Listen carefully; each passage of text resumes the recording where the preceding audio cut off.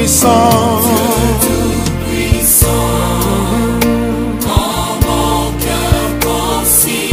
quand mon cœur considère tout l'univers,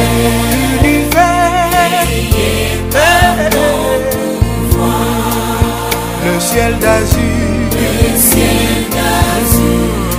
les éclairs, le tonnerre, l'éclair matin, ou les ombres. Alors tout mon cœur,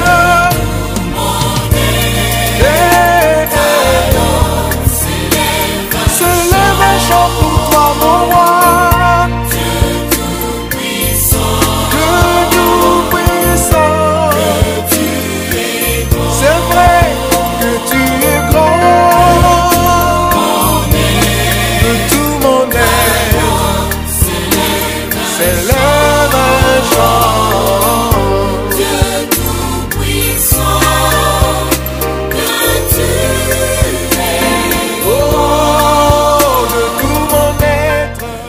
Frères et sœurs dans le Seigneur, Shalom.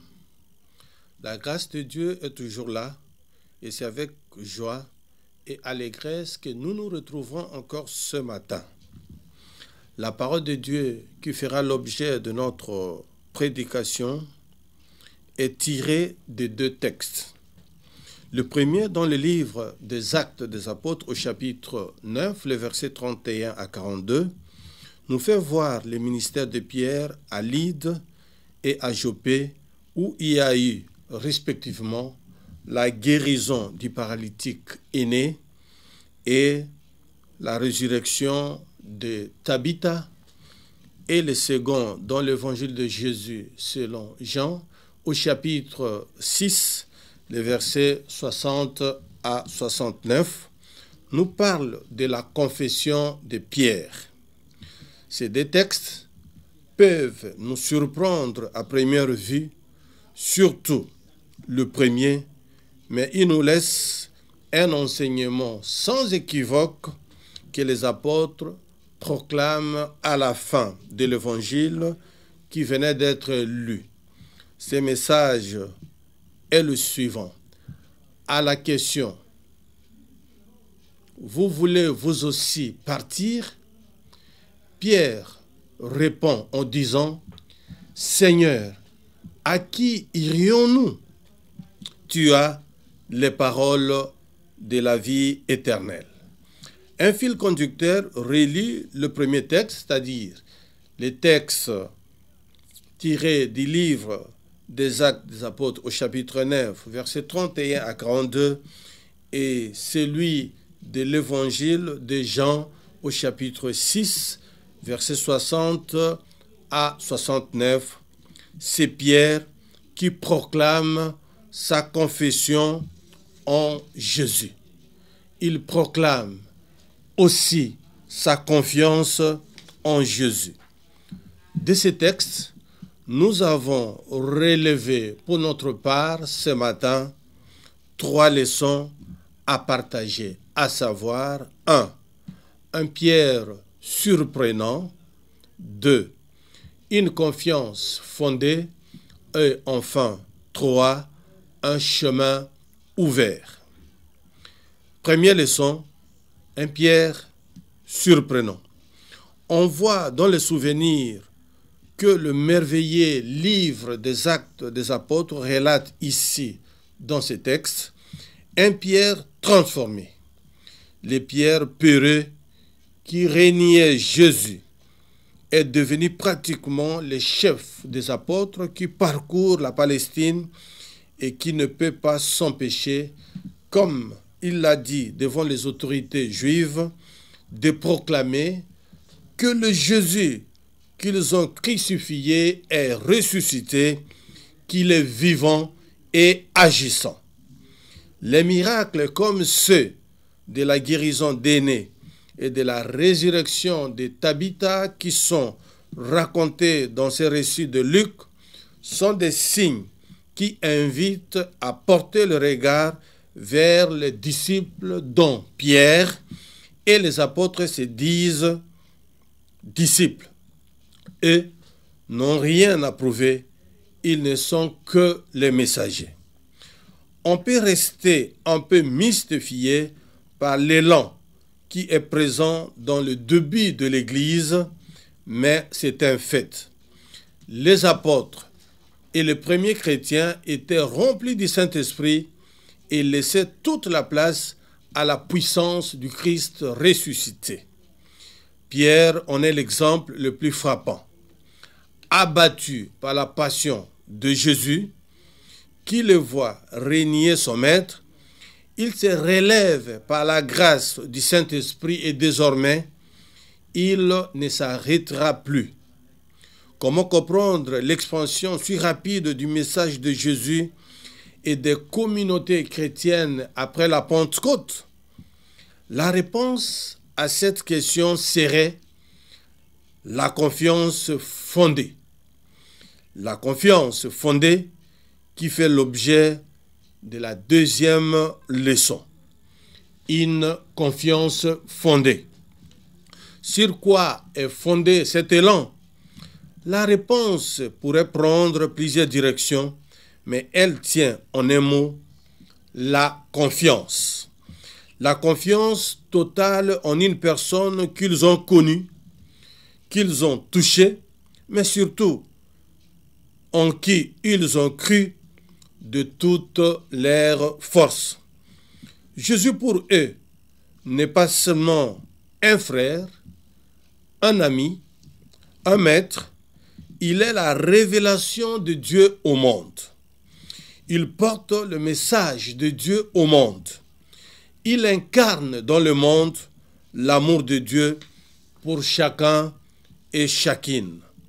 C'est ce que vont proclamer les apôtres et les premiers chrétiens en appuyant cette proclamation des signes comme ces miracles rapportés dans l'extrait du livre des Actes des Apôtres. Ces messagers ne se mettront pas en avant.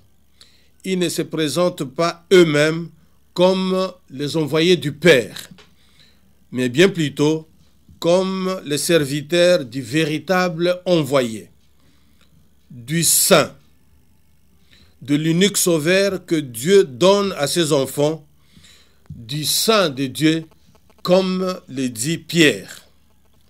À qui irions-nous? Jésus, tu as les paroles de la vie éternelle. Voilà. Qu'en est-il de notre confiance en la personne de Jésus? Comment le voyons-nous? Comme un sage? Comme un grand personnage? Comme un maître? Pourquoi pas?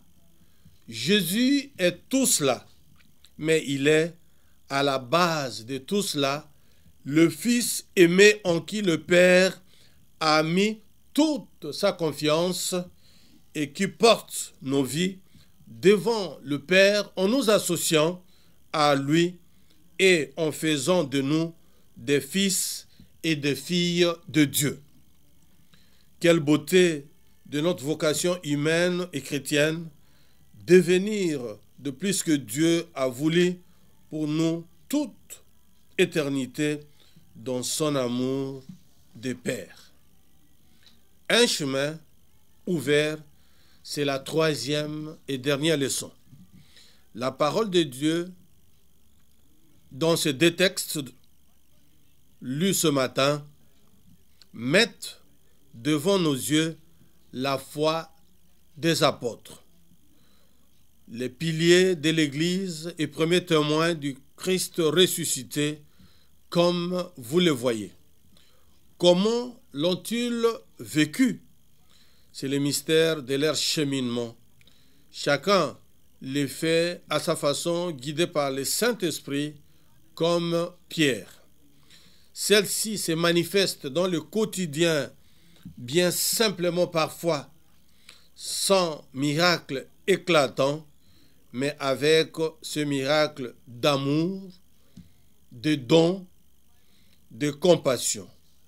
Nous garderons d'eux le souvenir des hommes, mais aussi des femmes, de foi, qui l'ont vécu simplement et qui se sont laissés remplir tout entier de la présence de Jésus, celui qui a éclairé leur vie et les a inspirés jusqu'à la fin. Parole du Seigneur. Soyez bénis par cette prédication au nom puissant et glorieux de notre Seigneur et Sauveur Jésus-Christ. Je vous invite à la prière. Cher Saint-Esprit, montre-nous le chemin vers notre avenir. Tu as porté le salut dans l'Église de Jésus-Christ. Ouvre nos oreilles, que nous puissions entendre la parole et comprendre tes conseils. Ouvre nos yeux aux besoins de notre temps et aux besoins de l'Église, pour que nous puissions participer ensemble à la mission que nous avons reçue du Christ.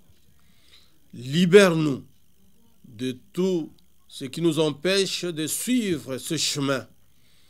Reste avec nous pour que nous puissions trouver notre unité en servant ensemble le corps du Christ, ton Église.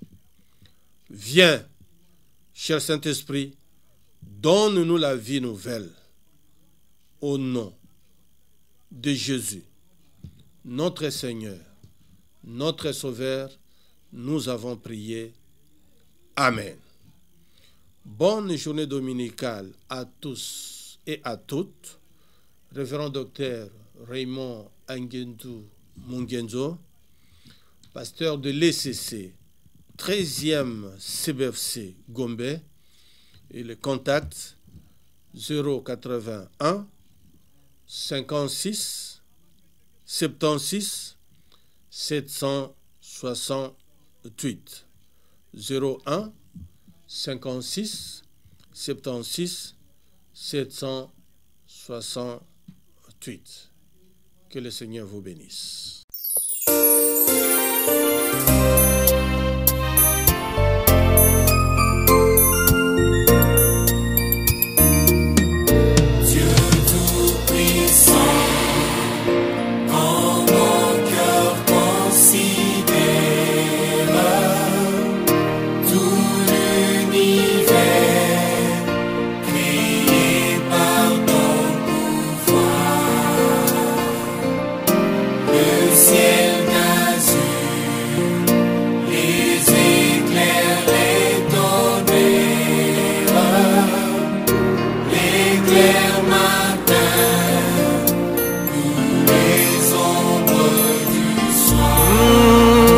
Tout-puissant,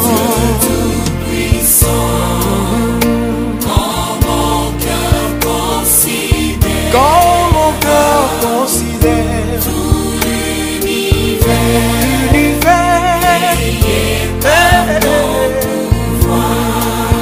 le ciel d'azur,